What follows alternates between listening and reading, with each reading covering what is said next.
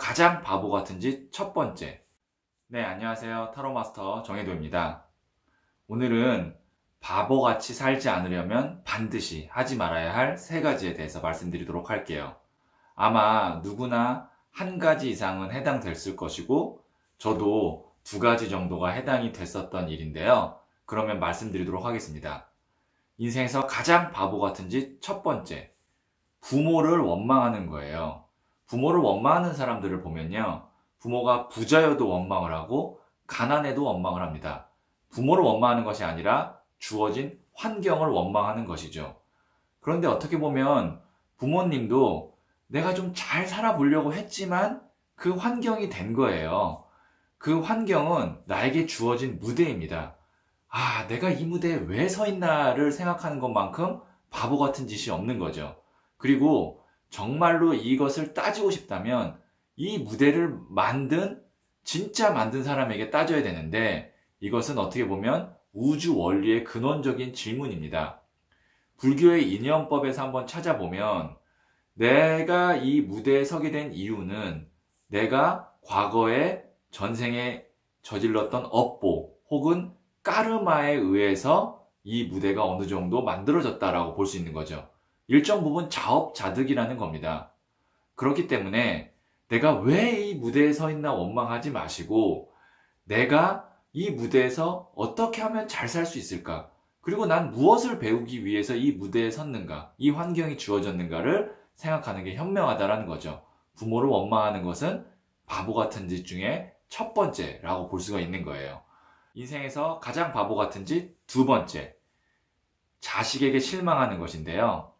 자식이 공부를 잘하지 못해서 좋은 대학에 가지 못해서 자식에게 실망하는 것은 자식에게 실망하는 것이 아니라 내 욕망에게 실망하는 거죠.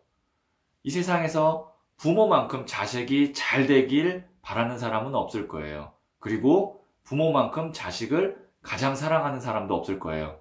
하지만 여기서 중요한 것은 사랑을 할 때 어떻게 사랑을 하느냐가 중요한 거죠.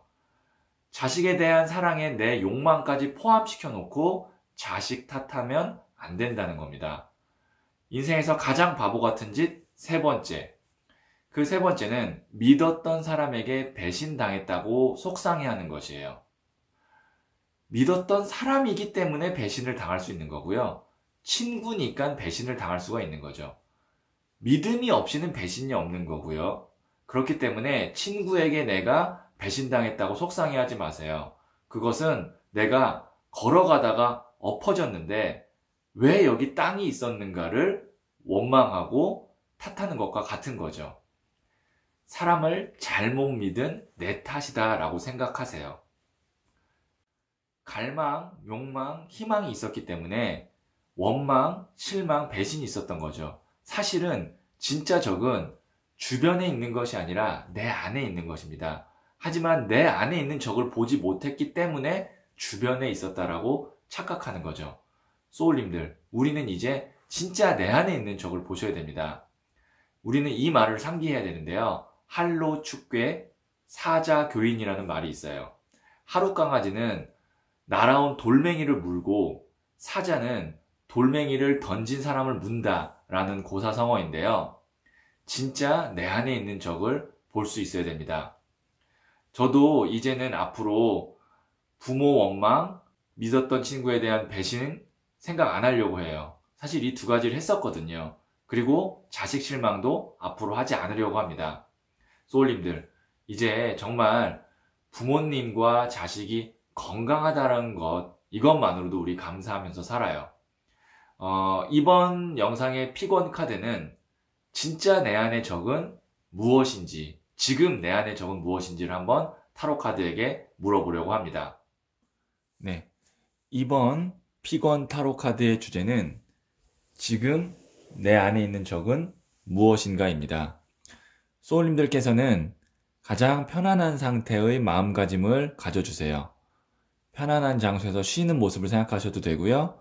아니면 내 마음 상태가 고요하다, 잔잔한 호수와 같다 라고 이미지를 떠올려셔도 됩니다. 잠시 시간을 드리도록 하겠습니다.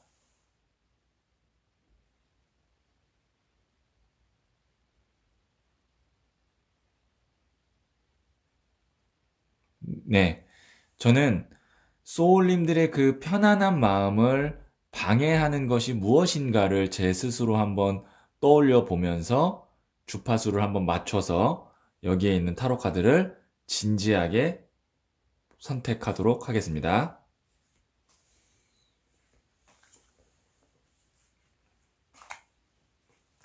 네, 선택을 마쳤고요.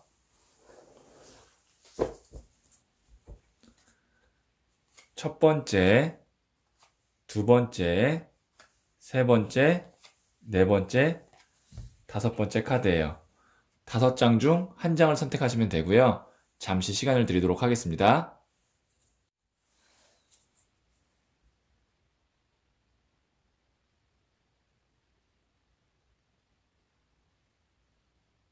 네, 선택하셨죠? 자, 그러면 첫 번째 카드를 선택하신 소울님들의 이야기부터 들어보도록 하죠. 첫 번째 카드를 선택하신 소울님들, 지금 내 안에 적은 무엇일까요? 네, 5번 컵 카드인 실망 카드가 나왔네요. 자, 이 카드를 좀 설명해 드리면 이 카드는 이 사람이 지금 앞에 쓰러진 컵 3잔을 보느라 뒤에 남아있는 컵 2잔을 보고 있지 못하고 있는 상황을 볼 수 있는데요. 이것은 나의 부정적인 생각, 부정적인 상황을 바라보는 관점 때문에 나의 긍정적인 지금 측면을 보지 못한다라는 겁니다. 나의 지금 내 안에 있는 적은 나의 부정적인 마음, 그리고 좋은 것보다는 안 좋은 것에 지금 관점이 가고 자꾸 시선이 가서 나 스스로 내 상황에 만족스럽지 못하고 실망하고 있는 마음인데요. 이 적을 물리치기 위해서는 시선을 이 뒤에 있는 긍정적인 아직 남아있는 컵 2개를 보셔야 됩니다. 그래서 지금 내 안에 있는 이 적을 물리치기 위해서는 종이에다가 지금 내가 긍정적인 상황, 좋은 상황은 무엇이 있을지 5가지만 한번 적어보세요. 만약에 정 없더라면, 없다고 한다면 3가지, 정 없다면 2가지 정도까지만이라도, 2개 정도까지만이라도, 여기 컵이 3개 있는데 2개는 지금 아직 있잖아요. 5개 정도 적으면 가장 좋고, 긍정적인 상황 최소 2개 정도만 한 3분 혹은 5분 정도 시간을 내서 한번 적어보세요. 그러면 내 안에 있는 적을 지금 물리치실 수 있을 것 같습니다. 두 번째 카드를 선택하신 소울님들 한번 보도록 할게요. 내 안에 있는 적은 무엇인가? 에이스 오브 완즈 카드가 나왔는데요. 지금 보시면 나무를 이렇게 움켜잡고 있죠. 자, 이게 적으로 나왔다는 것은 역으로 어떻게 해석할 수 있냐면 내가 지금 적극성이 부족하다라고 볼 수 있어요. 지금 분명히 나에게는 기회가 왔습니다. 어떤 기회가 왔는데 그거를 내가 주저하지 말고 빨리 잡아야 되는데 뭐 여러 가지를 생각할 수 있겠죠. 내가 이거를 했다가 혹시 손해보는 건 아닐까? 아니면 다른 더 좋은 기회가 있는 건 아닐까? 혹은 그냥 귀찮음도 있을 수 있고요. 나태함도 있을 수 있습니다. 아, 기회가 왔다라는 판단이 들면 주저하지 마시고 적극적으로 행동하셔야 됩니다. 내 안에 적을 물리치는 방법, 실행력, 적극성입니다. 근데 그런 거리가 없는데요 라고 지금은 얘기하실 수 있어요. 그런데 조만간 그런 기회가 옵니다. 혹은 지금 왔을 수도 있어요. 고민하지 마시고요. 그 기회를 적극적으로 잡아야만 지금 내 안에 있는 적을 물리칠 수가 있습니다. 세 번째 카드를 선택하신 소울님들, 내 안에 지금 적은 무엇인지 한번 보도록 하겠습니다. 9번 컵 카드가 나왔는데요. 지금 보시면 이 사람 굉장히 편해 보이죠? 만족스러워 보입니다. 그리고 금전이 9개나 있어요. 만족해도 되는 상황일 수도 있어요. 하지만 이런 상황 속에서 내 이루어 놓았던 것, 그 다음에 내가 만족했던 것들이 계속 유지될 수 있는가는 다시 한번 생각해 봐야 된다는 거죠. 이 카드를 뒷면을 그린 카드가 있는데 그 뒷면을 보면 이 천막 뒤에서 아이들이 장난을 하고 말썽을 피고 있습니다. 내가 이렇게 편안하게 그냥 자기 만족을 하면서 있는 동안에 점점 나의 위치가 불안해질 수 있다. 그렇기 때문에 지금 내 안에 있는 적은 만족하지 말고 그 다음에 너무 이렇게 좀 게으르고 나태한 생활을 어느 정도 접고 좀 예전만큼의 열정을 다시 찾아야 된다라는 겁니다. 내 안에 있는 적, 열정이 조금 식었다. 초심을 좀 잃었다라고 볼 수 있어요. 그래서 그 초심을 다시 한번 좀 떠올릴 수 있는 그런 뭐 내 옛날 수첩이라든지 사진이라든지 이런 것들을 조금 다시 한번 보시면 좋을 것 같고, 아니면 다시 초심을 가다듬기 위해서 좀 종이에 쓰던가 아니면 친한 친구에게 난 이제 앞으로 이렇게 할 거야 라는 어떤 선전포고 식의 어떤 좀 결의를 이야기를 해주시면 어떨까. 초심을 잡으셔야 됩니다. 다시. 자, 내 안의 적은 무엇인가? 네 번째 카드를 선택하신 소울님들 한번 보도록 할게요. 러버 카드가 나왔네요. 이 러버 카드는 적이라고 봤을 때는 내가 너무 사람을 좋아하는 거예요. 그러니까 이게 정말 남녀 관계 이성적인 사랑일 수도 있고요. 지금 내 적이. 그 다음에 만약에 내가 정말 친구를 너무 좋아해. 아니면 가족을 너무 좋아해. 근데 그게 나에게는 결국에는 너무 나만 일방적인 사랑을 하게 되면 상처로 오고 실망으로 올 수 있다는 거죠. 그래서 지금 네 번째 카드 선택하신 소울님들은 과연 내가 누군가를 사랑하면서 그 사람에게 바라는 것 때문에 실망하는 건 아닐까. 내 사랑이 상대방도 나만큼 사랑을 하기를 원하는 사랑은 아닐까. 그런 것들을 좀 생각해 볼 필요가 있어요. 그러니까 내가 그 사람이 정말 좋아서 선물을 해놓고 그 사람이 고마워하지 않아요.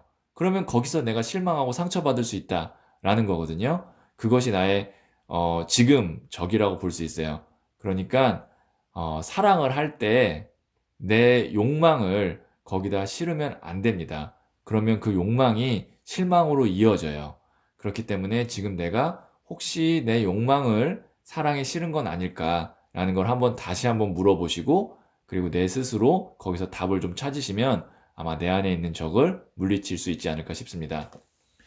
네, 마지막으로 다섯 번째 카드를 선택하신 소울님들, 내 안에 있는 적은 지금 3번 칼 카드가 나왔네요.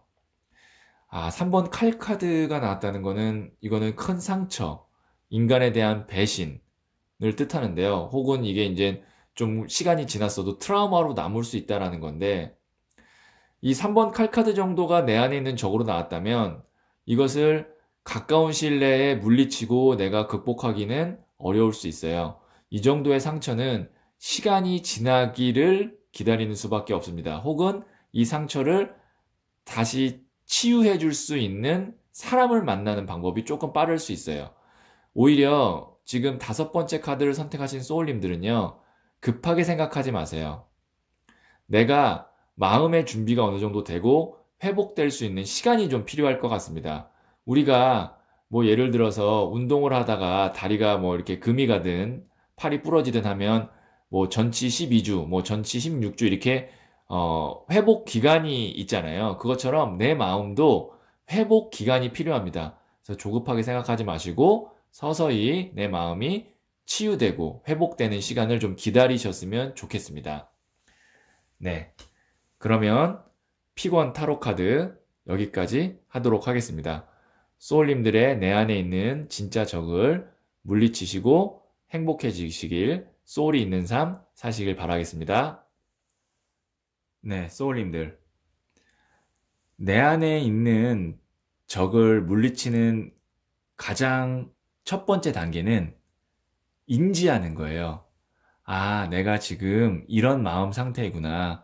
내가 이렇게 힘들구나. 라는 것을 스스로 인지만 해도 내 안의 적을 50% 정도는 물리칠 수가 있습니다. 그리고 인지도 중요하지만 인정하는 것도 중요합니다. 지금 내가 힘든 상태가 맞아. 혹은 내가 괜한 것에 실망하고 있구나.